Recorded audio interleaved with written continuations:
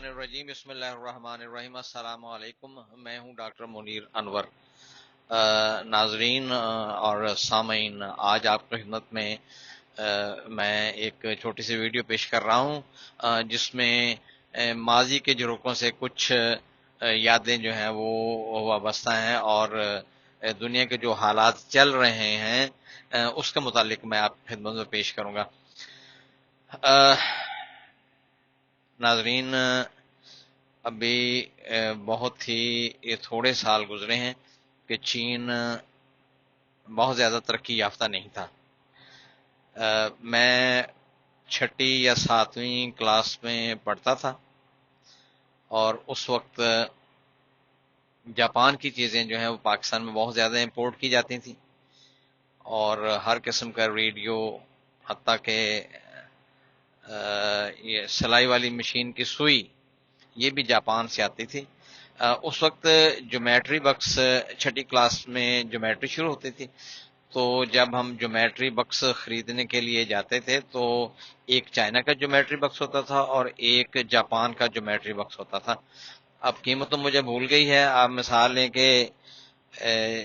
Japan کا geometry books اس وقت 5 روپے میں آتا تھا تو چائنا کا جیومیٹری بکس 2 روپے میں آتا تھا. تو جب ہم کھول کے دیکھتے تھے تو جاپان کا جیومیٹری بکس چائنا کے جیومیٹری بکس کی نسبت بہت ہی زیادہ ایکوریٹ ہوتا تھا اور بہت ہی زیادہ بیوٹیفل، خوبصورت ہوتا تھا اور بہت ہی زیادہ پائیدار ہوتا تھا. تو ہم جاپان کا جیومیٹری بکس پسند کرتے تھے. پھر ایسے ہی وقت گزرتا گیا اور ہم پڑھتے رہے، اور جب ہم ڈاکٹر بننے کے بعد، میں ڈاکٹر بننے کے بعد پھر ایک ایسا مرحلہ آیا کہ چین کی بال پوائنٹس وہ بازار میں بکنے لگیں. تو میں اپنے کلینک کے لیے بازار سے ایک پیکٹ جب خرید کے لاتے تو مثلا اس میں اگر 12 بال پوائنٹس ہیں تو ان میں سے 6 7 8 وہ چلتے ہی نہیں تھے اور 4 5 6 وہ ورک کرتے تھے. تو اس وقت پاکستان میں پیانو کے بال پوائنٹس وہ عام ملتے تھے، لیکن اس کی قیمت سمجھیں کہ وہ 50 پیسے کا آتا تھا یا 1 روپے کا آہستہ آہستہ ہو گیا. اور جو چائنا کے جو بال پوائنٹس تھے وہ 1 روپے میں یا 1.5 روپے میں 12 آ جاتے تھے. تو بہرحال بہت دفعہ استعمال کرنے کے بعد اس نتیجے پہ پہنچے کہ ہم پاکستانی بال پوائنٹ جو ہیں پیانو یا کوئی ایک اور مارکیٹ میں ہوگا، ہم وہ خرید لیں بجائے چائنا کا خریدنے کے. تو جناب اس سے آگے پھر بات یہ چلتی ہے کہ چین اور امریکہ کے تعلقات کیسے ڈیولپ ہوئے اور چائنا نے کیسے ترقی کی. ایک وقت تھا کہ چین میں باہر سے کوئی شخص نہیں جا سکتا تھا، ماؤ زے تونگ کی حکومت تھی اور مجھے ان کے پریزیڈنٹ کا نام تو مجھے بھول گیا اس وقت، شاید لیو شاوچی پریزیڈنٹ تھے. اینی ہاؤ، یہ میں 70s کی بات کر رہا ہوں. اور اس کے بعد جناب آپ یہ دیکھ لیں کہ کوئی بھی وہاں پہ جا نہیں سکتا تھا. چین کے بارے میں مختلف کتابیں لکھی گئیں، بہت سے لوگ چھپ چھپا کر کو بیس بدل کر اکا دکا بھی نہیں کہنا چاہیے، ایک آدھ بندہ کسی طریقے سے some how he reached China, اور وہ کوئی بڑے بڑے ایک آدھ شہر دیکھ کر تو واپس آ کر انہوں نے کتابیں لکھنا شروع کر دی. کچھ دیر کے بعد کچھ اور لوگ جنہوں کو گاؤں میں تھوڑا سا جانے کا ایسے ہی اتفاق ہوا ہوگا، سم ہاؤ پتہ نہیں کیسے وہاں پہ پہنچے، تو انہوں نے مزید چین کے بارے میں لکھا کہ وہاں پہ کیسے لائف ہے، لوگ کیسے رہ رہے ہیں. زراعت پہ چائنا کا زیادہ دار و مدار تھا، وہ کھیتوں کی تصویریں آنا شروع ہو گئیں. کچھ چین کا سفارت خانہ یا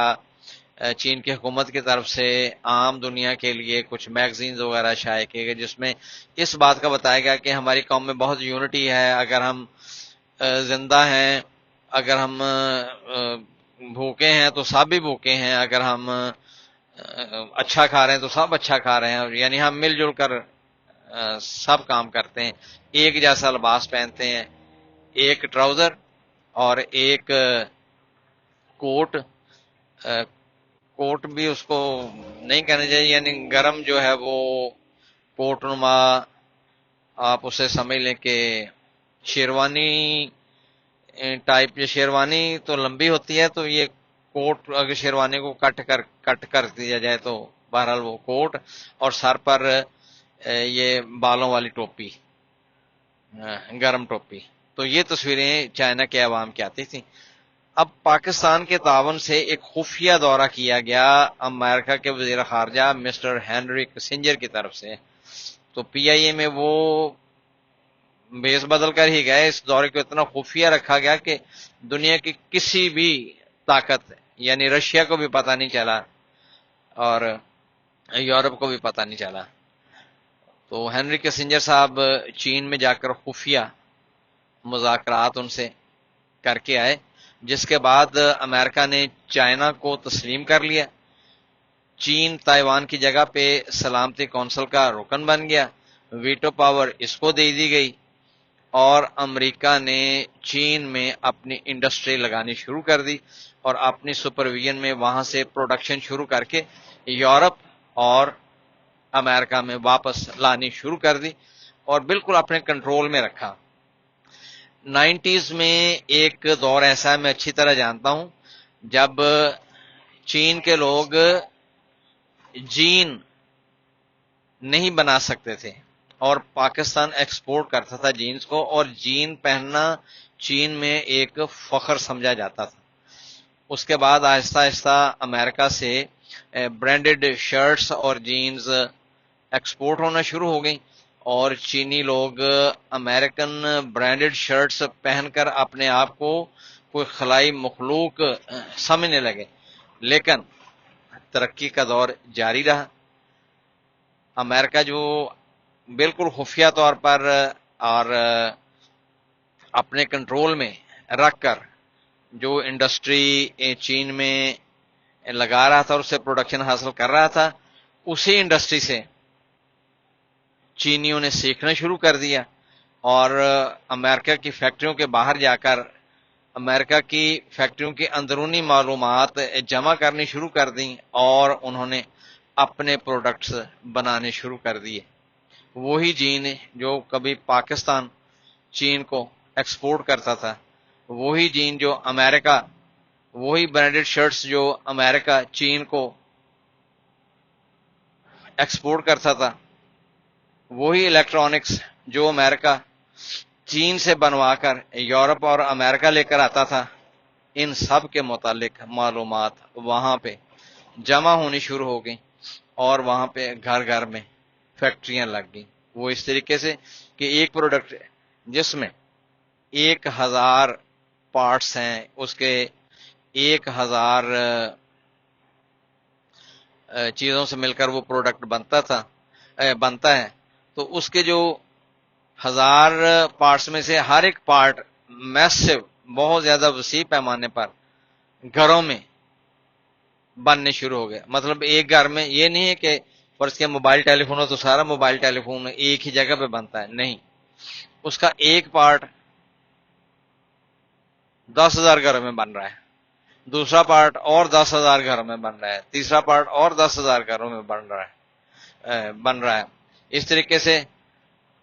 اس کی میسو پروڈکشن شروع ہو گئی، اور وہی سامسنگ، اور وہی سامسنگ تو خیر کوریا کا ہے، وہی یہ ایپل، اور اس سے پہلے ایک بلیک بیری، ٹیلی فون اس کا امریکہ کا بڑا مشہور تھا۔ تو یہ سب میسو پیمانے پر جو امریکہ 1 لاکھ کا بناتا تھا، وہی ٹیلی فون چائنا نے دنیا بھر میں 5، 7، 10,000 میں بیچنے شروع کر دی۔ اگرچہ وہ کوالٹی میں امریکہ کے برابر نہیں تھے،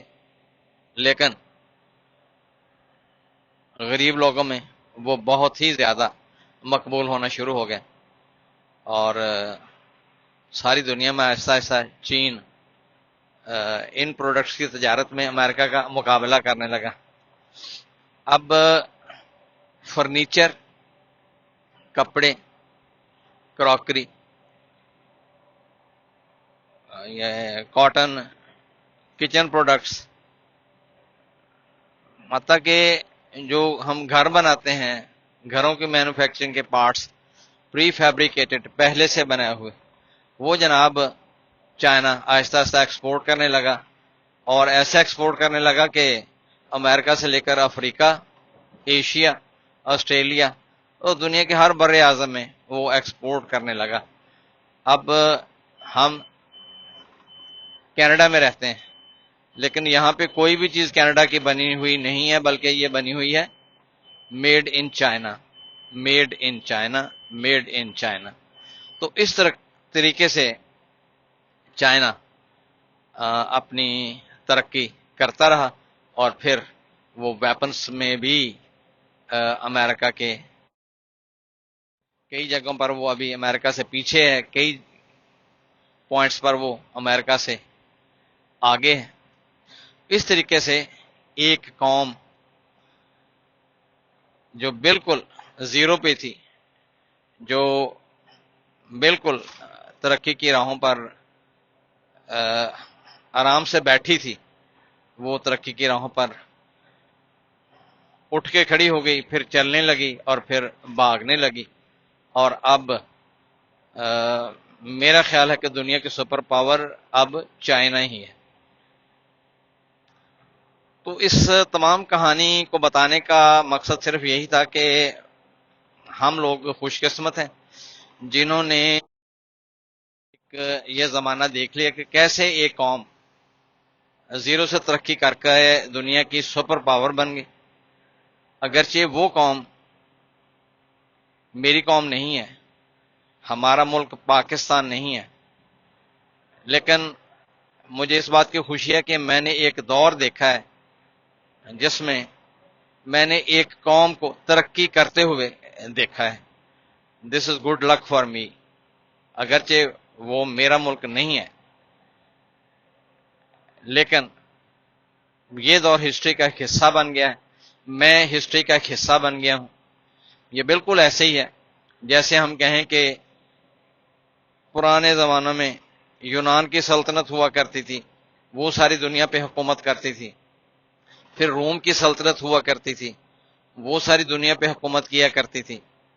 پھر ایران کی سلطنت ہوتی تھی، وہ ساری دنیا پہ حکومت کیا کرتی تھی۔ اسی طرح پھر امریکہ دنیا کی سپر پاور بن گیا، وہ دور میرے والد صاحب نے دیکھا، اور اب چین دنیا کی سپر پاور اکانومی میں بھی اور ملٹری پاور میں بھی۔ تو یہ دور میں نے دیکھ لیا۔ یہ بالکل ایسے ہی ہے جیسے کسی کے ایک بچہ پیدا ہو، جب بچہ پیدا ہو تو اس کو دیکھتا ہے، پھر وہ بیٹھنے لگ جاتا ہے، پھر وہ رینگنے لگ جاتا ہے، کرالنگ کرنی شروع کر دیتا ہے، پھر وہ کھڑا ہو جاتا ہے، پھر وہ قدم اٹھاتا ہے اور تھوڑا تھوڑا چلنا شروع ہو جاتا ہے، وہ چل پڑتا ہے، پھر بڑا ہو جاتا ہے، پھر ہائی اسکول پاس کرتا ہے، پھر یونیورسٹی میں جاتا ہے اور پی ایچ ڈی کرتا ہے، یا اپنے تعلیم کی معراج پر پہنچ جاتا ہے، تو والدین کس قدر خوش ہوتے ہیں۔ میں اگرچہ والدین تو نہیں ہوں، لیکن کسی کے لائق بچے کو دیکھ کر ضرور انسان، اچھے لوگ بالکل خوش ہوتے ہیں اور اپنے بچوں کے لیے دعا کرتے ہیں۔ تو اسی طریقے سے میں بھی اس ترقی کو دیکھ کر بہت زیادہ خوش ہوا ہوں، اور میں دعا کرتا ہوں کہ میری قوم بھی ترقی کرے۔